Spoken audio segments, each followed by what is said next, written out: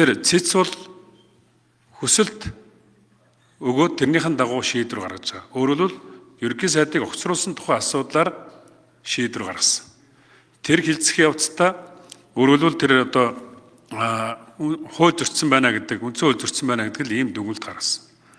Цэцэд аливаа нэгэн эцсийн талаар болон улсын хурлын цэцсийн шийдвэр гарахаас өмнөх бусад шийдвэрийн асуудлаар ерөөсөө хүсэлт өгөөгүй.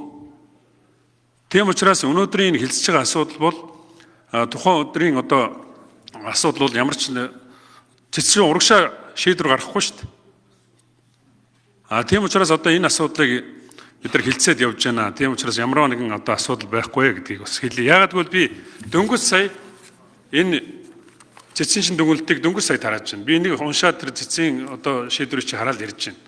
Цэцэд бол эртсийн асуудлаар ямар нэгэн хүсэлт очоогүй. Маргаан шийдвэрлэх хүсэлт.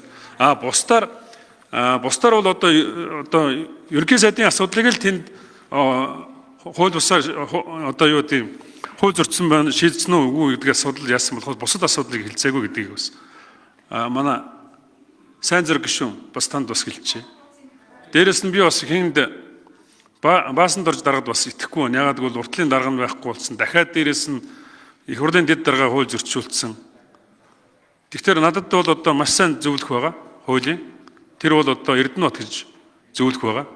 Тэр хүн бол одоо энэ асуудал чинь ямар ч хуулийн зөрчилгүй гэдгийг бас хэлж байгаа шүү гэдэг.